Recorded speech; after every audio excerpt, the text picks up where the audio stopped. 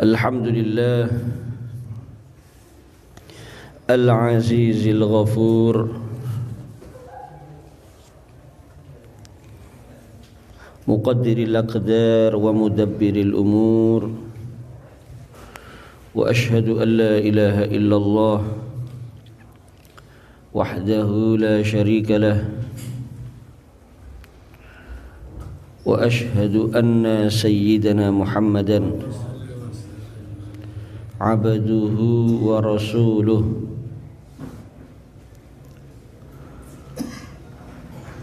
Allahumma salli wa sallim wa barik wa karrim ala nurin faqa kulla nur Habibina wa syafi'ina qurrati a'yunina nuri qulubina Muhammad wa ala alihi wa ashabihi al-khuyur wa ala tabi'ina wa man tabi'ahum bi ihsan min yaumina hadha ila yaumil ba'thi wan nusyur amma ba'd. Rabbi syrah li sadri wa yassir li amri wahlul 'uqdatam min lisani yafqahu qawli. Hadirin yang dirahmati Allah Subhanahu wa taala, alhamdulillah. Pertama-tama kita panjatkan rasa syukur kehadirat Allah Subhanahu wa taala. Pagi hari ini kita bersama-sama berada dalam satu majelis yang insya Allah kita semua tidak ada yang ragu, majelis ini penuh barokah, majelis ini dituruni rahmat, majelis ini dihadiri malaikat, majelis ini bermanfaat fid dini wad dunya wal akhirah. Salawat serta salam kita haturkan, kita hadiahkan kepada manusia yang wajib untuk kita taati, dan jika kita taat kepada beliau kita akan selamat dunia, selamat akhirat. Junjungan kita Nabi besar Muhammad sallallahu alaihi wa alihi wasallam melanjutkan sejarah hidup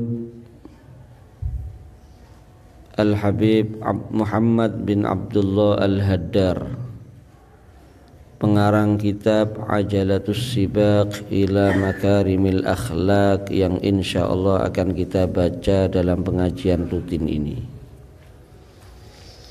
Harapannya dengan kita membaca biografi beliau, mudah-mudahan bisa memotivasi kita untuk meniru beliau, meniru orang yang mulia sehingga insya Allah kita ikut mulia, meniru orang yang soleh sehingga kita ikut menjadi soleh, meniru orang yang dekat kepada Allah sehingga kita insya Allah menjadi orang yang dekat kepada Allah. Dalam pertemuan yang lalu sudah kita jelaskan bahwasanya beliau mendapatkan pendidikan awal daripada ayahnya, daripada orang tuanya, karena memang orang tua itu guru pertama bagi anak-anaknya. Rumah kita masing-masing sekolahan pertama bagi anak-anak kita. Oleh karena itu pendidikan awal itu jangan diremehkan.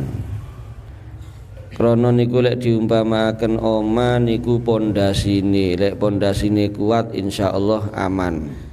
Lek pondasine mboten kuat berbahaya, dhuwur titik ambruk kuatire.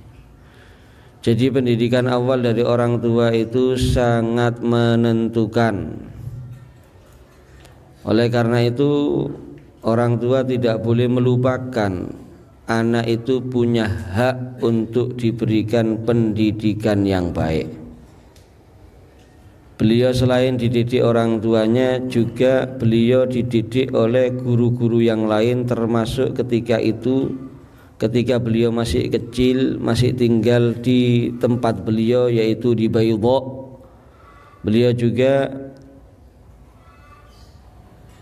dibawa oleh ayahnya untuk berguru kepada Syekh Muhammad bin Husain Al-Haythami, menghafal banyak daripada matan-matan kitab Al-Ulum Asy-Syar'iyyah wal Arabiyyah. Artinya pendidikan agama, pendidikan yang baik itu merupakan haknya anak yang harus diperhatikan oleh orang tua. Krana lek mboten dipenuhi hake anak niku kuwatire benjing tiang sepune dituntut oleh anak-anaknya sendiri. Karena kita sudah sering mendengar riwayat yang pertama kali nanti berdiri di hadapan Allah menuntut orang tua itu bukan orang lain, tapi keluarganya sendiri, istrinya dan anak-anaknya. Ya Allah, ya, saya minta keadilan-Mu ya Allah. Ambillah hak saya dari mereka ini orang-orang yang zalim, dari dia ini orang yang zalim ini ya Allah. Ayahnya dibilang zalim nanti di hadapan Allah. Maka si orang tua tadi akan menjawab kepada Allah, saya tidak zalim ya Allah. Saya sudah kasih kepada dia makanan yang enak, minuman yang lezat, pakaian yang bagus, ya. Maka si anak tadi akan menjawab kembali, memang benar kami diberikan makanan, kami diberikan pakaian, kami diberikan dunia, betul memang, tapi kami tidak dididik ilmu agama. Maka ambillah hak kami dari orang yang zalim ini ya Allah.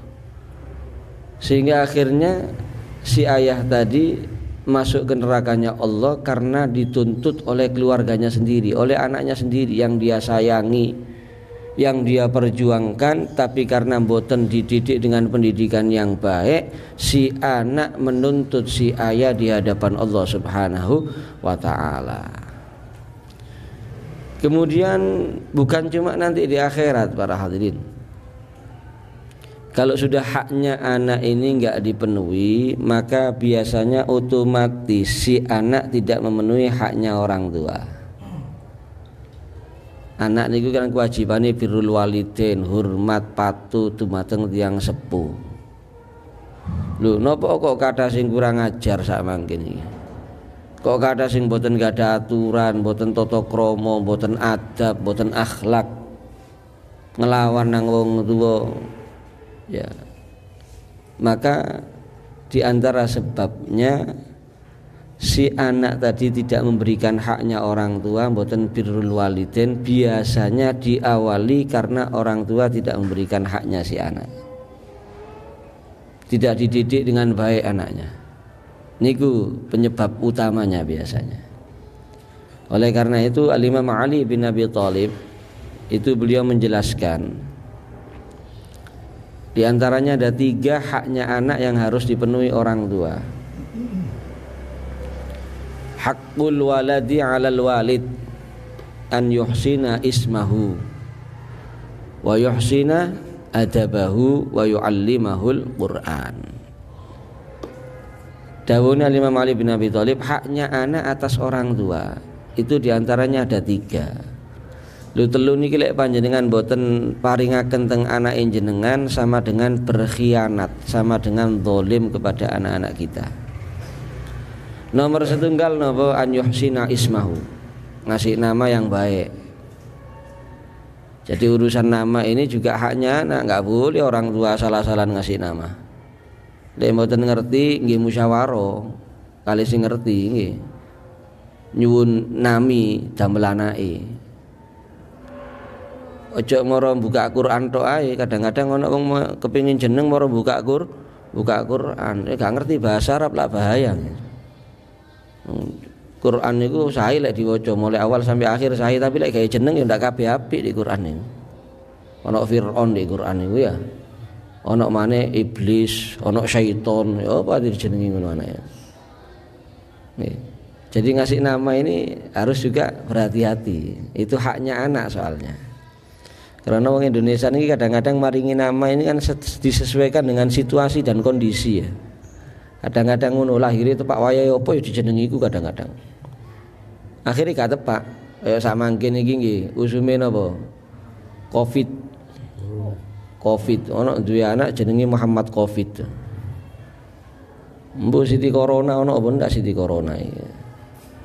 Ya, lah ini jangan sampai seperti itu ya. Karena nama ini juga perlu ya orang tua ini memilihkan nama yang terbaik untuk anak-anaknya. Jangan sampai salah ngasih nama.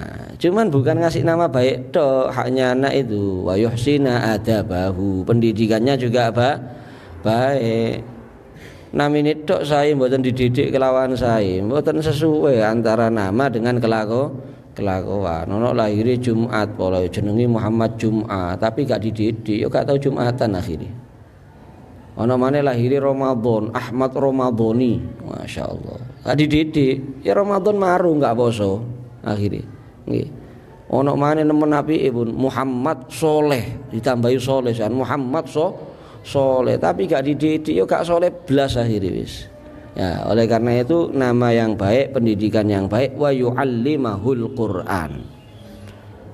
Didik Al-Qur'an mulai kecil, didik ilmu agama sampeyan tingali pun para aulia kabeh niku sejarahe mulai cilik duduk cuma pinter maca Qur'an, rata-rata wa hafizul Qur'an. Kadang-kadang durung 10 tahun hafal Qur'an.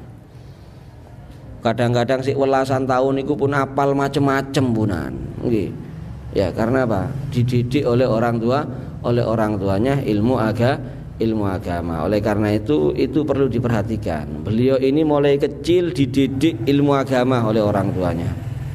Bahkan beliau sampai akhirnya di usia kurang lebih berapa kemarin 18 tahun beliau berangkat ke kota Tarim untuk menimba ilmu di kota Tarim kepada guru utama beliau Syekhul Islam Al-Habib Abdullah bin Umar Asy-Syatiri. Ya, sehingga Al-Habib Abdullah bin Umar Asy-Syatiri ketika melihat ya pada Al-Habib Muhammad bin Abdullah Al-Haddar ini semangat, melihat pada Al-Habib Muhammad bin Abdullah Al-Haddar ini kecerdasan, maka beliau sampai-sampai sudah berpesan sik mondok niku pun dipeseni kali gurune, nanti kamu kalau pulang boyong dari pondok ini di tempat kamu di Baydha sana hendaknya kamu membuka pesantren. Niku pesene gurune teng beliau Al-Habib Muhammad bin Abdullah Al-Haddar. Kemudian beliau berguru bukan cuma dari satu guru ya. Beliau belajar dari banyak guru para hadirin. Walaupun diantaranya guru utama beliau di Rubat, karena yang ngurusi Rubat Tarim di saat itu adalah Al-Habib Abdullah bin Umar Asy-Syatiri, di mana keluar dari Rubat Tarim tersebut dari tangannya Al-Habib Abdullah bin Umar Asy-Syatiri ini puluhan ribu ulama-ulama besar. Termasuk teng Indonesia niki enten Al-Habib Abdul Qadir bin Ahmad Belfegih Malang. Niku alumni saking Rubat Tarim. Enten mali teng Surabaya Al-Habib Umar bin Husin Ba'agil, itu juga alumni dari Rubat Tarim.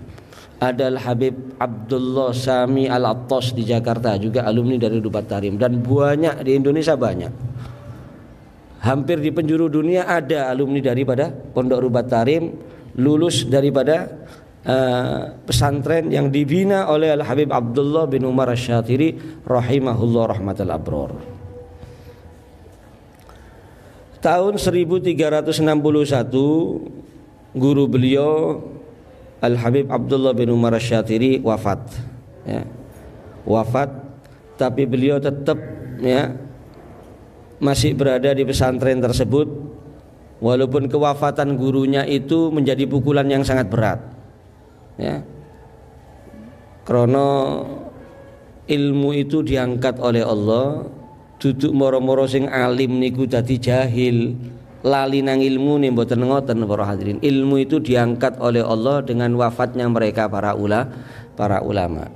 innallaha la yakbidul ilma intiza'an yantazi'uhu minal ibad walakin yakbidul ilma biqabdil ulama hatta idza lam yabqa alimun ittakhadhan nasu ru'asa'a juhalan fasu'ilu fa'aftau fadhallu wa adhallu au kama qala Nabi sallallahu alaihi wasallam.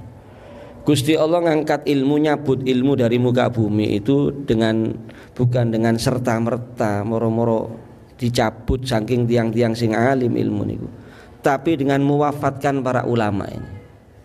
Ono tiang niku ilmune kuatah, ngerti macam-macam kitab, ngerti macam-macam bidang ilmu. Mboten enten sing ngaji.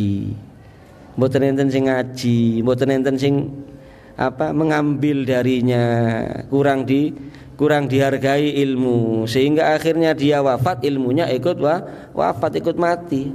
Ulamanya meninggalkan dunia, ilmunya ikut meninggalkan mboten enten penerusi. Dengan cara seperti itu Allah cabut ilmu itu. Sampai akhirnya nanti sudah enggak ada orang alim di daerah tersebut, nggih terpaksa sak wontene pun dadekno tokoh.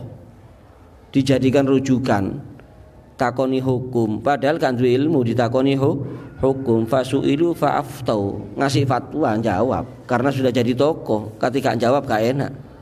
Jawab, tapi jawabnya mboten kathik dasar ilmu nggih. Sak karepe dhewe jawab. Akhire mboten titik, kadang-kadang pertanyaane ngalor jawabane ngidul. Pertanyaan ngulon jawabane ngetan. Sesat sekaligus menyesatkan orang lain.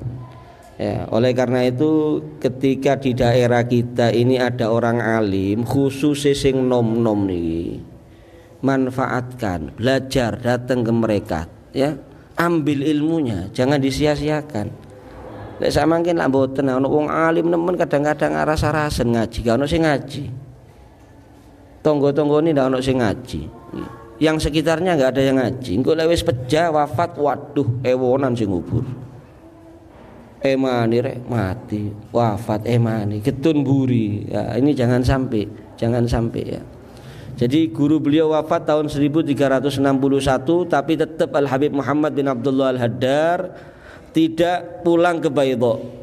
Tetap beliau masih tinggal di Rubat Tarim setelah wafatnya gurunya ini selama 1 tahun, karena memang ada ulama-ulama yang lain yang berada di Rubat Tarim yang mengajarkan ilmu. Siapa saja guru-guru lain beliau, insya Allah akan kita jelaskan di pengajian yang akan datang. Mudah-mudahan manfaat, kurang lebihnya mohon maaf. Wassalamualaikum warahmatullahi wabarakatuh.